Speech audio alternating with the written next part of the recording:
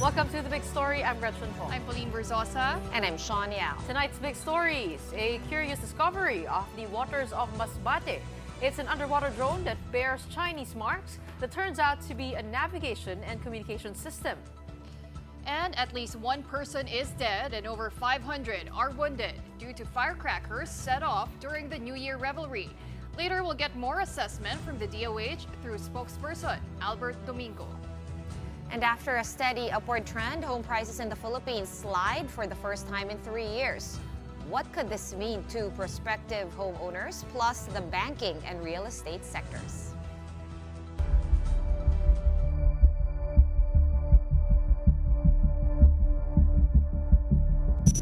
What is a foreign underwater drone doing in Philippine waters? That's what the Armed Forces wants to know after an unmanned submersible was discovered in Masbate 3 days ago. Now, the device was supposedly deactivated remotely when discovered by fishermen who later turned it over to authorities. The drone had Chinese markings. An investigation is now underway. But this early in the probe, military officials have a sneaking suspicion that the drone did not turn up in our seas by accident. Brian Castillo has tonight's big story. At first glance, it looked like a rocket. Fishermen discovered the yellow object floating near the coast of Iniwaran in San Pascual, Masbate on December 30. The device, which was handed over to barangay officials and the municipal police until it made its way to the Philippine Navy's custody, turned out to be an underwater drone. It's a 6-foot device labeled HY119 and made of metal and PVC. It also bore Chinese markings. The remotely operated submersible was reportedly deactivated when discovered. But what is an apparently foreign drone doing in the waters of the Philippines? That's what the AFP wants to find out as its Navy arm conducts further inspection. The military is questioning where the underwater drone came from and what it is for. And of course, there are other questions. How long has it been in the waters of Masbate until discovery? And is the drone's presence a breach of maritime sovereignty? According to the information, underwater communication and navigation system po ito, and believed to be enable water vessels or devices to communicate with surface unit or satellite by transmitting data. The drone also has frequency hopping capability, which means that it cannot be easily detected once deployed. Recall that the Philippine Navy admitted to only having, quote, modest to minimal capabilities to monitor and spot underwater threats in our waters. And this is where the Armed Forces is banking on civilians and other stakeholders to pitch in to guard Philippine territory. It called for vigilance, encouraging immediate reporting and cooperation in the event of suspicious activities. The AFP also reiterated its commitment to ensuring the safety and security of the country's maritime domain, with all available resources mobilized to ward off intruders. While the military is still investigating the origin and purpose of the underwater drone, some maritime experts already suspect seabed mapping operations, which might be a prelude to the deployment of submarines in Philippine waters. In recent years, several nations, like the United States and China, have beefed up capabilities for unmanned underwater vehicles, for surveillance, exploration, and maritime research. For News 5, Brian Castillo. We are One News. In other news, the Department of Migrant Workers confirms that the overseas Pinay worker in Kuwait who went missing 2 months ago is dead.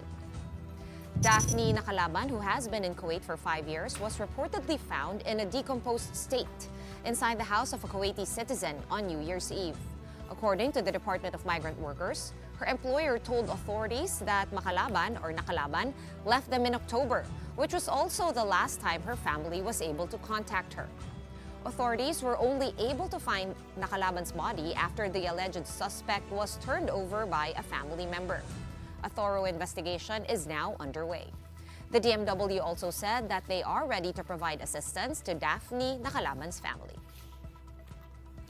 Well, the year has barely begun, but Vice President Sara Duterte might already have a fourth impeachment complaint on her horizon. House Secretary General Reginald Velasco revealed this Thursday that the complaint may be filed as early as Monday next week. Velasco refused to name the endorsers. He, however, disclosed that no less than 10 House members are eager to push this forward. It was given to me in confidence, so I cannot reveal their names until they actually file the fourth complaint. There are just a few of them, maybe around 10, 12. You know, if they file it on Monday, I will have to make a decision whether I will then refer it to the Speaker or delay it further, because again, I'll refer this to the legal department for study if there will be a fourth complaint. Last December, the second impeachment complaint against the Vice President was endorsed by Makabayan Bloc Congressman. House Deputy Minority Leader and ACT Teachers Party List Representative Franz Castro intends to call a meeting with the other impeachment complainants and endorsers. Her hope to unify efforts to get the impeachment to move forward. Para mag-usap-usap ano ba yung mga pwedeng gawin para ma-push na natin itong impeachment complaint. No, tatlo na 'yan, no? So ang hirap na patagalin pa 'yan, na nakita naman na natin yung ginawa talaga, no, ni Sara Duterte doon sa mga mamamayang Pilipino, no? Sa pondo, tapos hindi rin naman talaga siya fit doon sa kanyang katungkulan. At naghahanda rin kami, no, ng malaking mobilization, no, this month para para i-push, no, kulang na lang sabihin ko i-pressure ang Marcos administration para bago yung kanyang posisyon for dun sa impeachment. Now, as of yesterday, the executive order issued by President Marcos on the total ban of Pogos has officially taken effect. The Presidential Anti-Organized Crime Commission, or PAOC, has heightened their efforts to dismantle small-scale Pogo operations once and for all. Following the President's directive, the PAOC is working closely with LGUs to root out and identify these illegal operations. Owners and managers of resorts, subdivisions, and condominiums should be on high alert of any Pogo operations hiding in their properties because they will not be exempt from charges if caught. Meron po tayo sa area po ng Calabarzon at Mimaropa, no? Including po yung Visayas. Sila nga po ay nagkukubli ngayon. Dupundi po sa mga hotels po, sa mga resort na doon po sa mga area. At pati nga po yung mga gated subdivisions. Number one is for allowing them to operate an illegal activity in their area, specifically doon sa property nila. Number two, kung kung may makuha kaming mga foreign nationals, parang then matutuklasan namin yung mga foreign nationals na yun are wanted. Pwede po natin silang kasuhan. To ramp up the campaign to enforce the total Pogo ban, the Office of the Solicitor General is pushing for the cancellation of doctored birth certificates of foreign nationals. They're also seizing illegally acquired items from Pogo operations. But the OSG admits it's not an easy feat. Imagine kung libo-libong tao ang kakanselahin natin ang fraudulent birth certificates. Each one of them will have to go through a court process. Well, up next, firecracker-related injuries breached the 500 mark 2 days after the country welcomed 2025. We'll talk about this with Department of Health Assistant Secretary Albert Domingo right after the break. Stay with us.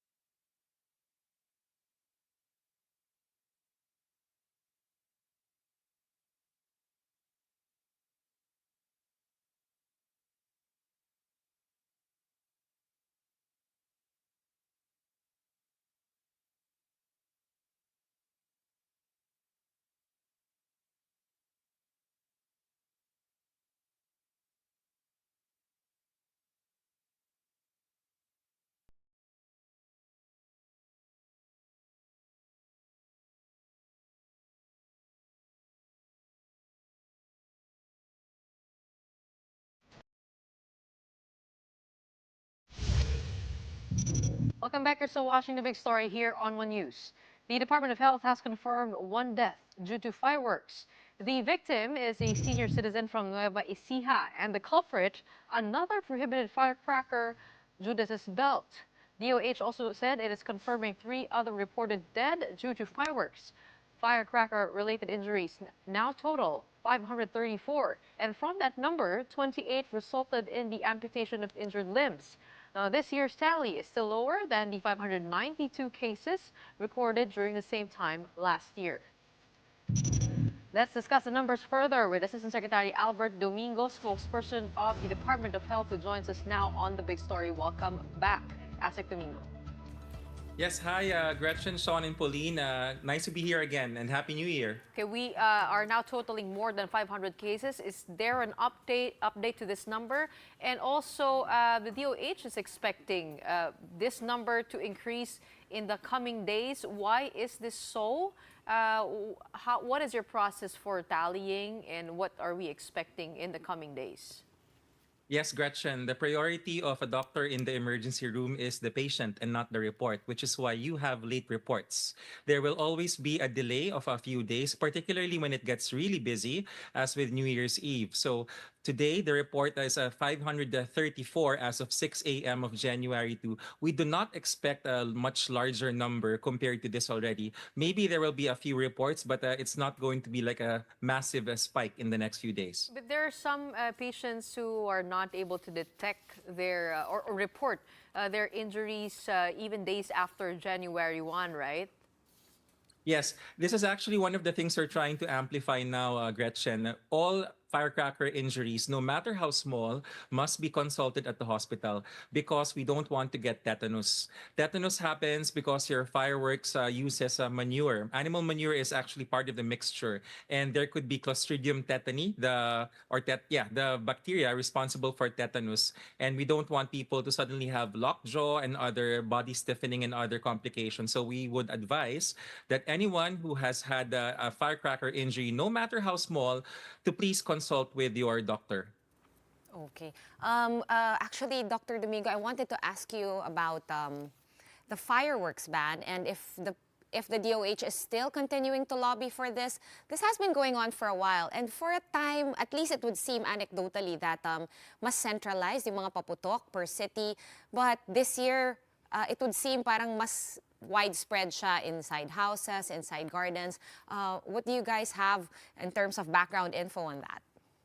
The numbers actually tell us na hindi siya ganun ka-widespread. It's still 9.8%, 10% lower than, even with the updates, kasi when the numbers came out yesterday, although I was announcing it's a 64% lower, we were very cautious because as we anticipated, magkakaroon nga ng late reports. But even with the late reports, the numbers from last New Year's Eve are still lower by 10%.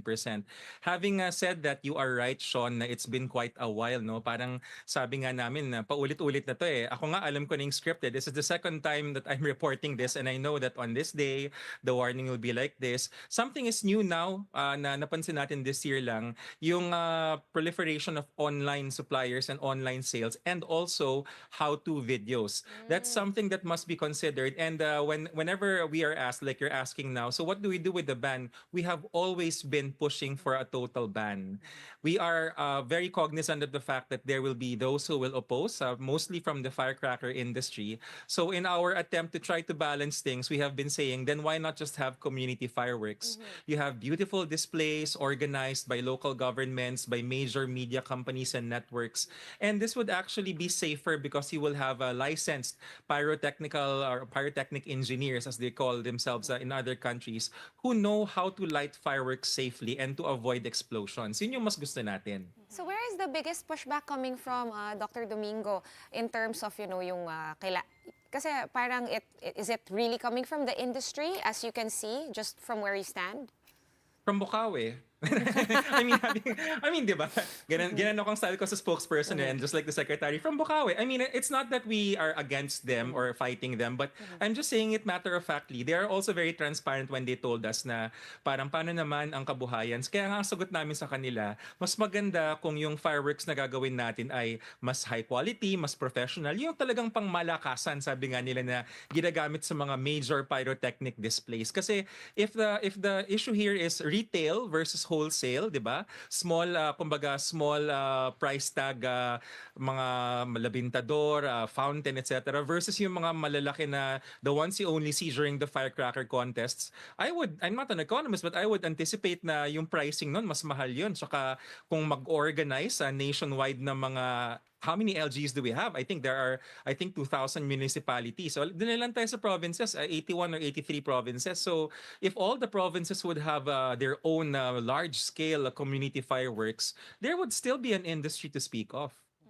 Well, actually, ASEC, a lot of the victims are young adults, 19 years old and below. I believe there's even one who is as young as 3 years old.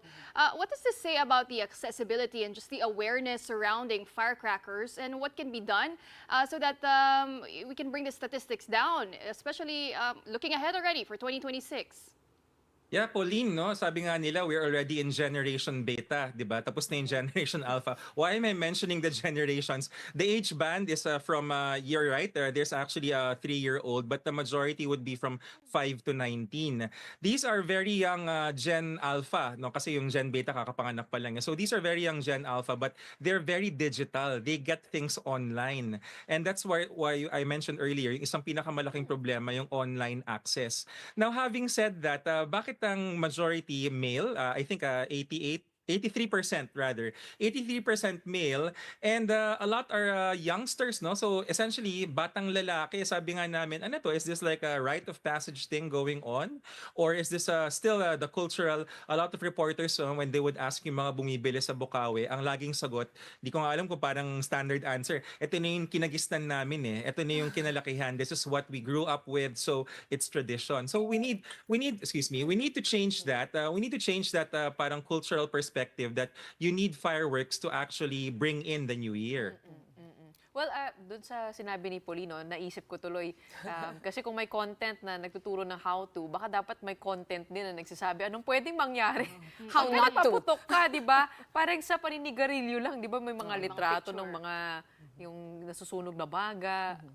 Just a Yeah, suggestion. actually, Gretchen, this is the tricky balance, no? Sabi nga namin, parang kung titignan natin yung cultural or yung para bang analysis na it might be a rite of passage thing, baka mamaya, the more that yours truly will speak na nananakot. Kasi you notice my mode for the past few days, bordering nananakot pero hindi ako naglalabas ng bonesaw, hindi ako naglalabas ng mga gunting, the way that they would do at the ER.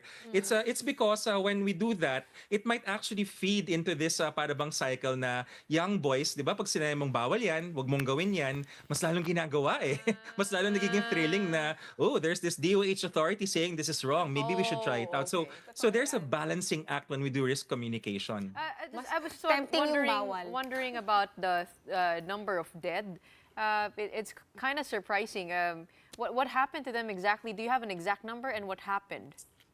The number of deaths we have, or a death that we have, is just one for now, the validated one. You did report about it at the start, to the 78-year-old grandfather na nagsindi ng Judas belt. This afternoon during the press con, Secretary Orbosa mentioned there are 3 deaths being verified. We are aware that there are reports, may footage pa ng parang, I think there's this content creator na naglagay ba naman ng plapla sa loob ng boga. So imagine the boga, which is the number 1 cause, hinaluan pa ng plapla na illegal rin. So meron ka ng denatured alcohol, lagyan mo pa ng lots of gunpowder at talagang explosive talaga. And that's me not being a comedic. That's me saying na it really was a very unfortunate incident. But when we say in epidemiology, we have to verify, we get the details. So we'll see tomorrow if the numbers change. But as of 6 a.m. this morning, the official number is just 1. Dr. Domingo, speaking of nananakot, naglabas kayo ng advisory before all the festivities saying, tumataas yung incidences ng coronary disease, yung mga, in plain speak, heart attack, mga stroke, ganyan, during this season. And that's like concerning, I guess, especially with the older population because sometimes you do hear that it happens to a friend's relative, yung mga ganyan, over the... What exactly happens? Is it all the lechon, the drinking, the late nights, everything combined? Medyo mananakot ako ng konti. It's not as old as we think it is. Marami yung mga age band natin. Naki natin. I'm in my 40s or probably in your 30s. I'm sure you've heard of a few friends na nagkakaroon na rin ng heart attack, and that's actually alarming to DOH. Kasi, and to your question na ano ba nangyayari, bakit nagkakaroon ng stroke, ng heart attack, and also bronchial asthma? Those are the 3 diseases na binabantayan natin. It's for the first 2, the strokes and the heart attacks, it's because of the binge eating and the binge drinking. Yung binge eating kasi, when you eat a lot of what we locally refer to as the ma foods, maalat, matamis, mataba, you induce spikes in your blood sodium, in your serum sodium, which could actually affect your hemodynamics. And that's a technical way of saying yung dugo pwedeng tumaas yung pressure, at pag tumaas yung pressure, pwedeng magka-problema ka, mapuputokan ka.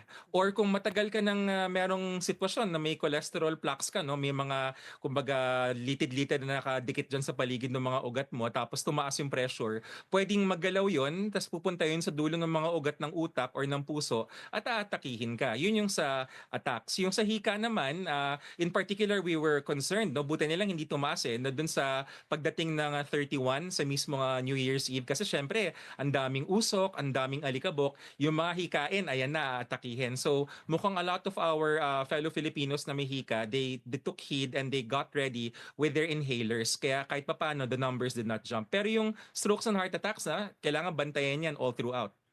Well, I guess for people looking to make lifestyle changes, now is the perfect time sa mga naghahanap ng New Year's resolution. So, Asik, what are some reminders or advice we can give individuals, myself included? I really want to make some lifestyle changes, diba, with what we eat.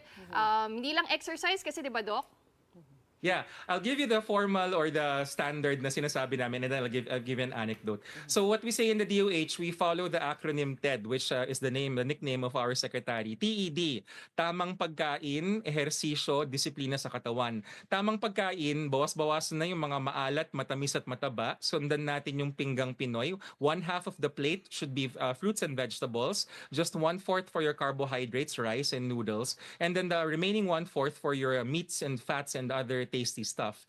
And then for the letter E in the TED, ehersisyo. Yan, mamaya puntahan natin na mabilis yan. Exercise. When you say exercise, 30 minutes of a moderate activity, that means nakakasalita ka pa rin pero medyo pinapawisan ka na. Yun yung standard, no? 30 minutes a day, 5 days a week, okay yan. And then letter D in the TED would be disiplina sa katawan. Please stop smoking, please stop vaping or don't start. Please make sure that you don't drink, especially if you're going to drive, and please take your rest. The anecdote I was saying, Pauline, I just came from the gym this afternoon. Wow, from having no one inside the gym last December, punong-puno, and that's good kasi people are making an effort. Pero ang ating reminder is, let's bring it beyond January. Let's bring it beyond the summer season kasi sabi nga nila, a lot of people are preparing for Boracay now, for Palawan, for all the beaches, magka-abs. No, that's not the point. We should actually be preparing to avoid heart attacks and strokes. Secondary nilang yung aesthetics. Paano sa mga workaholic na walang panahon na lumabas para Tulad natin. mag-exercise? Counted na ba, Doc? Yung parang kunyari nag-vacuum ka, alam mo, minsan medyo exercise siya eh. Like almost nahihingal ka, medyo moist na yung ano mo, yung mga pores mo, pero hindi ka pa naman super. Nagwawalis. Oo, counted na ba yun? Naglalaba. Oo. Yes. Actually, the formal way of doing it, take your heart rate if you know how yung take your pulse, di ba? Dapat makapasok ka dun sa sabihin na nating mga 50 to 60% of your target heart, of your maximum heart rate. Now, what's your maximum heart rate? 220 minus your age, that's your maximum. Take 50 to 60%, that would be moderate activity. Pero para kung complicated yung ganung proseso, yung palatandaan nilang is, medyo pinapawisan ka, medyo may konting hingal, pero nakakapagsalita ka pa rin. Kasi pag vigorous, hindi ka na makakasalita. Yung parang you can't speak in complete sentences. But if you can still speak, lalo na yung walking around or as you mentioned, nagwawalis-walis or naglilinis sa bahay. Pero wag naman yung light kasi pag light, hindi ka na nga hinihingal, nakakapagkwentuhan ka pa ng sobrang tagal. Light na yon. So aim for the pawis-pawis ng konti pero nakakasalita pa. Well, Asik Domingo, from the New Year's resolutions, I want to move on to another topic. This came out today. 1.3 billion worth of hospital claims denied have been flagged by COA, and they're urging the DOH to resolve this. I want to get some clarity on that. Ano po, pag sinabi nating dinenay yung mga hospital claims na yon, ibig sabihin ba yung pera ay nasa PhilHealth pa at hindi nila na-disburse dahil hindi kompleto yung mga dokumento? Ganun ba? Tama ba yung pagkakaintindi ko doon sa 1.3 billion na yun?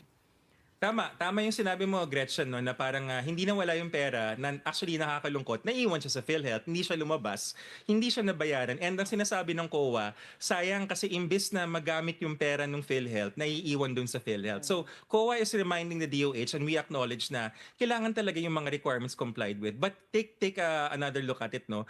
A lot of the reasons are also denial due to filing past the deadline. Nakalagay kasi sa batas, supposedly, na 60 days lang. Ang nakakalimutan nakalimutan ng PhilHealth at pinapaalala na rin namin sa kanila as its supervising agency, that 60 days is not cast in stone. If you look at Republic Act 10606, which is the law that sets the deadline, it says there 60 days or to a period that the board can extend. So sabi namin sa kanila, mag-aral tayo, meaning sila, ang management, at i-propose nila sa board of directors sa amin, kasama ang DBM, ang DSWD, DOLE, and the other board members, DOF, para ma-extend natin yung deadline. Because as Secretary Herbosa says, services rendered na yan eh. May mga taong ginamot.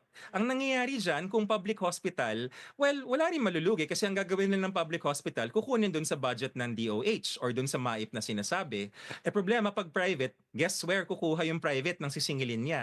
Sa pasyente. Kaya bumabalik tayo sa kwento na 2025 is the year para magpakitang gilas ang PhilHealth. Okay, so the money is going to be returned to Treasury? Or No. what do we do with the 1.3 billion? Naka-escrow muna? Oo. Paano po yun? No, it's not even an escrow. It stays in the bank accounts of PhilHealth. Pero, See, you see how everything is connected, di ba? When I last guested, sabi namin, Yes. the position of the DOH is, yung zero subsidy, which actually happened na nga, it doesn't affect the fact na ang daming pera ng PhilHealth. 280 billion in reserves, plus 150 in surplus, plus it has an approved budget of 284. So, financially, it is very sound. The important thing now is to get it to actually bring the money out. And when COA, in the report, the 1.3 billion, sabi ng COA, hoy DOH, sayang yung 1.3 billion na yun kasi naiiwan lang sa PhilHealth. Ibigay nyo kung ano yung mga requirements nila para wala silang excuse na hawakan yung pera. Yun ang sinasabi ng COA. So, Pero realistically, Doc, kailan kaya ito magmo-mobilize no, para mabayaran na yung mga hospitals? so pag ganun, I just got an email kanina na nagbo-book ng meeting sa akin na ano ba daw ang pwedeng gawin para i-extend yung deadline. It's that fast kasi okay. PhilHealth is feeling the pressure. Thank you to this zero subsidy no na parang biglang na pressure lahat ng tao sa loob na ay talagang kailangan talaga nating kilusan to. And sabi nga namin sa DOH, we should look at this as positive pressure. I'm sure ngayon baka may nakikinig or may nanonood sa akin na PhilHealth employees. It's not the time to lower your heads and to say na nakakahiya. No, we should demonstrate to our clientele, our members, our kababayans na kayang gawin ng PhilHealth to at papaanda rin natin ng mas maayos para pagdating ng budget season, yung subsidy babalik na. It looks like that is the message for 2025, and we look forward to developments on that. And thank you so much for joining us on New Year's Day +1. DOH Always a ASEC pleasure, ladies. Albert Domingo. Now, the new year brings new changes. For members of the Social Security System, or SSS, it's an increase in monthly contributions. Effective January 1, 2025, the SSS contribution will hike up to 15% compared to 14% in the previous years. 10% of that will be paid by the employer, while 5% will be deducted from the employee's salary. SSS explained that this increase is mandatory, stemming from the SSS Act signed by former President Rodrigo Duterte. Sumusunod lang tayo sa batas. Hanggang 2053 na ang fund life ng SSS. Kung hindi natin in-implement ang RA 11199, hanggang 2032 na lang. According to SSS, the monthly salary credit, or MSC, will increase as well. The MSC is used based on the monthly contributions. SSS is open to members that would want to increase their benefits by adding to their monthly contribution or through the Pension Booster Program. Halimbawa po, kung sa dati ay 4,000 ang inyong monthly salary credit, ang pinakamababang buwan ng pension for retirement, kung 4,000 ang inyong monthly salary credit ay 2,600 pesos kada buwan. Pero kung 5,000 ang inyong monthly salary credit, ang pinakamababang buwan ng pension ninyo ay 3,000 pesos kada buwan na. So tataas ang benepisyo. All this news has elicited mixed reactions from the general public. Watch this. Panibagong kaltas, panibagong siksik na naman po sa budget. Medyo maliit na lang yung may uwi sa pamilya pagka ganun. Kasi magkano lang naman ng minimum ngayon, 645. Kaya sana dagdagan nila yung sahod. Depende din naman kung tataasan nila yung contribution, dapat taasan din nila yung benefits. to be fair, tumaas talaga yung benefits. Yun nga yung ina-explain nila, di ba? 4 years na yan ng increase. 12% nung 2019, medyo na tapos naging 13% nung 2020, and then medyo nag-skip nung pandemic, and then 2024 naging 14%, so next year 15%. Pero mas mataas rin yung contribution. Anyway, break muna tayo right after that. Speaking of prices, housing prices in the Philippines dropped for the first time in 3 years. What properties are affected, and what does this mean for your dream home purchase? Well, we'll be speaking with property consultant David Lee Chu himself about this when we return. Keep it here.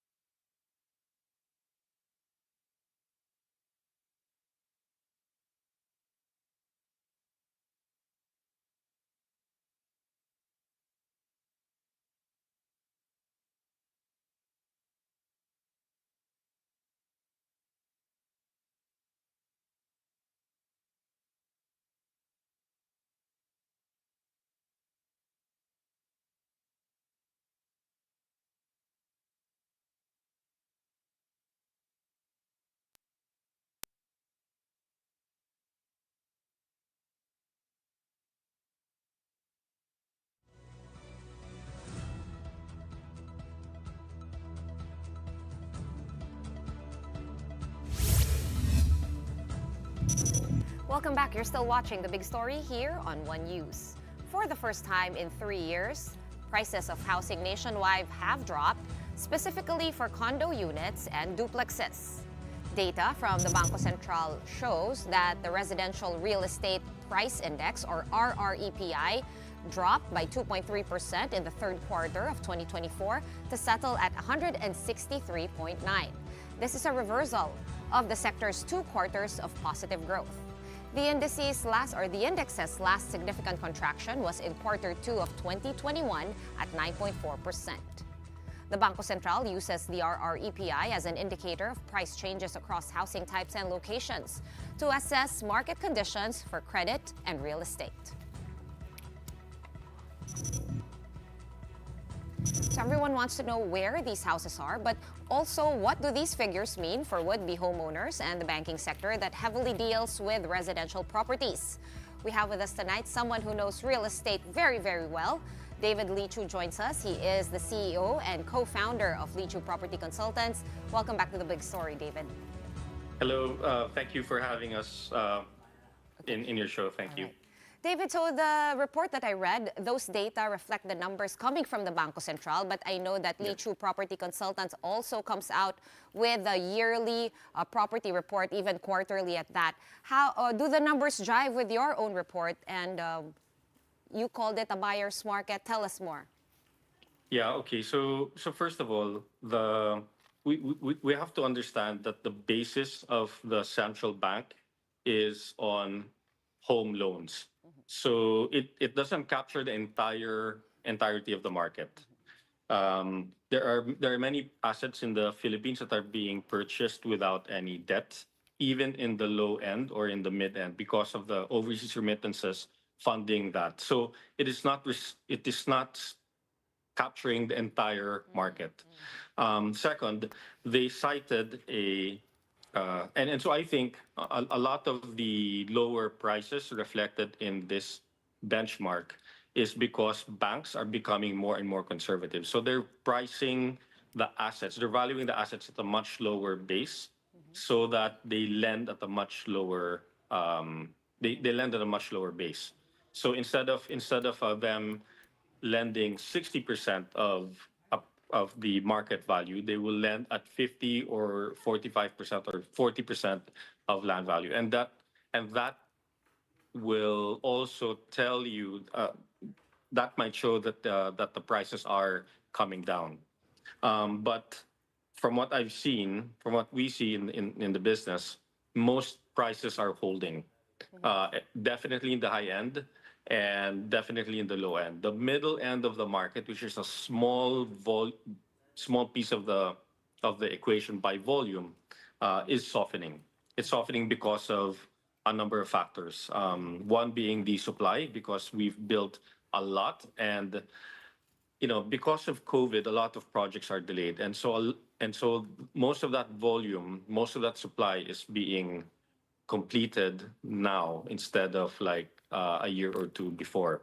So it's very typical because of COVID for projects to be delayed by 1 or 2 years. The second thing is that because of COVID and the high interest rates and high inflation that we've been through in the last 5 years, the middle end market is really getting hurt now. It's like they're getting tired of this marathon of real estate, meaning these factors of COVID and Inflation. interest rates and inflation is wearing them out. And so the biggest burden of the middle class is really their home loans. And so many who have speculated or purchased are trying to cut their financial burden by offloading assets. And this wear out is being coupled by the big supply that's entering the market today, especially in the mid-end condo market. Oh, David, a lot are blaming this on the Pogo ban.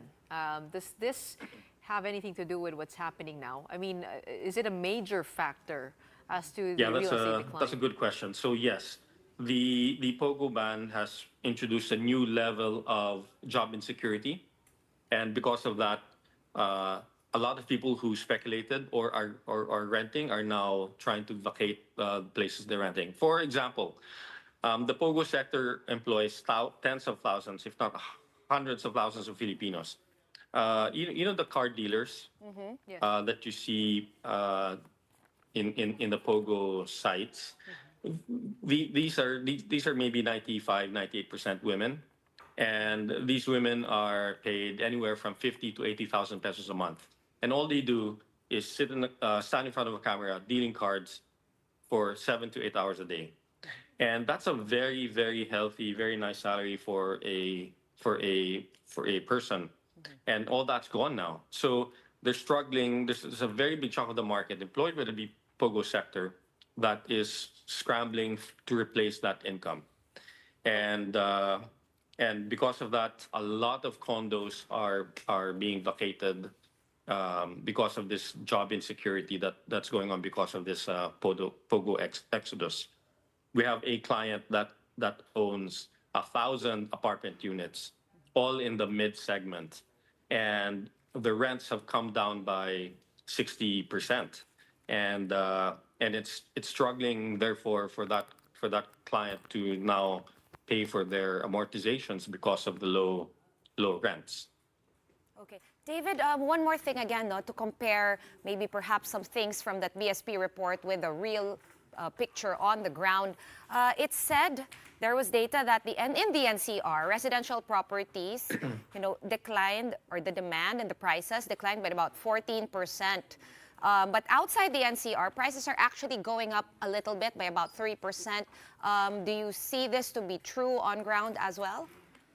Definitely, because much of the supply, the excess supply, is happening in Manila, in NCR. NCR plus Mega Manila. So if you count Pampanga all the way to Batangas, that geography is about almost 60% of the GDP of the country. Such a small part of the Philippine geography, and yet it comprises 60% of the GDP. And so much of the economic activity, including real estate, most especially real estate, is happening in the NCR. So the supply is really, really kind of crazy in the middle end of the market. So by middle end, we define that as anywhere between 3 million pesos to as high as 20 million pesos. So assets in that category, there's quite a bit of inventory. Are you talking about condos? To be very particular, is it condos that make up majority of the oversupply? Yes, yes. Most of the oversupply is in the condo sector. And I think that will be temporary. In our view, there's about 3 years worth of supply in the market. And what that means is that it'll probably take maybe 20 months, 24 months for prices to stop falling and to kind of find a balance because you don't need all that space to be wiped out. You just need a significant amount of that space to be either leased out or resold. Around how long before we see that correction? I think I found some data from Colliers as well online, and they kind of see the recovery to at least pre-COVID levels happening by the second quarter of 2028 or somewhere the third quarter of 2029. Is that really going to take that long? No, I think it's going to be much faster. So we think that rents are falling very quickly since the Pogo ban, all across the mid-end segment of the condo sector. Actually, in most parts of the residential market in the mid-end, most of that's already declined by as much as 50-60%. Wow. Okay. Huge. Prices, so capital values are softening by 20%. We think that it will keep softening to as much as 30-40% in the next 18 months to 24 months. It's going to find a base or a floor in the next 24 months, and then it's going to start appreciating probably in the 30th month. And I say this because, number one, demand will improve. Demand will improve because of the job growth that the Philippines continues to experience from many sectors, primarily in the BPO sector and in the tourism sector. Second is that interest rates are softening all around the world, including the Philippines. Number three, inflation is coming down to more manageable levels. And fourth is that the supply of condos are coming down very, very quickly. So these four factors are going to contribute to stability in the property market sooner than what most people think. Well, actually, David, even with prices going down, a lot still find properties unaffordable and quite expensive. How do you think the market can address the affordability issue in terms of primary houses or even in the mid-end or middle-end market? So I say this I'll answer that by saying that many developers have already stretched their terms to very fantastic levels. Like you can pick up condos now, rent to own, meaning they will allow you to move in and rent the apartment for 3 years, and then apply some of your rent into payments of purchase for the unit, and then they hope that in 3 years' time you would be in a financial state where you can borrow money at a reasonable level and pay for the unit. David, And if you're not able to do that, they will still allow you to rent for another 3, 4, 5 years and then some part of that will be partial payment for the purchase. We've never seen terms this generous by developers. And so we're saying to the market, to the public, you should take advantage of this phenomenon. The problem is people like FOMO, and if you don't feel like you're experiencing FOMO, they don't move. For example, when prices are going up and supply is so scarce and everyone is buying, people want to buy, and that contributes to the rapid appreciation of prices. And when price and then on the flip side of that is you've got terms this good, and still nobody wants to pick up assets, because nobody's buying. It kind of propagates this notion that maybe they should hold off buying, when in fact we should all be contrarians about the market. So, to quote Warren Buffett, you should be quite bold when people are fearful. And speaking of that, what are the opportunities to take advantage of? I guess your advice for those who are looking for homes, that's number one. And the second one is for those who own properties in the mid-end market. Yeah. People have to remember that on both sides of the fence, from tenants and buyers and developers and investors, that property is a long game. It's a long game. It's not a quick fix. And so, yes, we're saying to people, buy assets now, right? But they don't want to buy assets now. We're also saying, when you buy assets now, do not expect like tomorrow, next week, next month, next quarter, you're going to make a 20% gain. It's not like that. It will take time. But as I've seen in the last 60 years, real estate has been the best peso asset class. And it's very tough to beat that. Very, very tough to beat that. And so very few stocks can give you the returns in the last 60 years the way real estate has for most investors. And earlier somebody asked how people will have to afford it. Well, we just all have to, number one, work harder. Number two, be financially astute so that we don't throw money at stupid things, and we save and deploy and invest that money so that it turns faster. And then we go into real estate. Next is that we have to appreciate that today has been some of the best times to borrow money. Compared to the last 60 years, this last 4 or 5 years, 6 years have been the best because we've had record low interest rates up until, maybe the last 24 months. We had the spike of interest rates everywhere, and that's a phenomenon everywhere. But we think it's going to come down. And so this period is some of the best times to borrow money. They have single-digit interest rates, like as low as 6-7% today, and they're the longest you can fix them for. Unlike in the 80s or 90s or even in the early 2000s, where interest rates were prohibitive, and you couldn't borrow sensibly over a midterm, like 5 to 8, 10-year period. Now, interest rates have been very, very manageable. All right, and David. we have to remember that and take advantage of that. Yes, definitely good advice. And as they always say in markets, buy on the dip. I guess the same goes or holds true for real estate, for future homes. But thank you so much for sharing your knowledge with us and your time with us tonight. Happy New Year. Real estate expert David Lee Chu over Zoom. Thank you so much. Good advice facing the coming year, no? It might be scary, but it's cheap now and there's a lot of demand, a lot of supply. So you got to take advantage. You just have to be, to take note of which properties Did will Coach Johnson say appreciate. yesterday, is it a good year to buy properties? Pag maganda yung taon mo. Depends on your side. Depende. All right. Depends on your side. We have run out of time, so that's it for the big story tonight. We are One News, all sides, all the time. Thanks for tuning in and have a good night. Stay tuned because coming up next is Play-by-Play with Andre Felix and Cheska Litton Calao. Ganda ng topic nyo. I was actually really Nakikinig ka ba? paying close I think they were paying attention. Sabi niya, wedding gift daw niya kay Pawi, property. Wow! Okay. Pautang muna. Oo, kasi worry na yung mukha niya. Nagulat ako eh. Saan nang galing yun? Pero Ando, you sige, started pero- sweating. Ha? You started sweating. First time ako na nahimik eh. Pero utang muna ako dyan. Utang ako dyan sa dalawang yan. Yung kay Madam Gretchen, kay Madam Sean, pati sa'yo.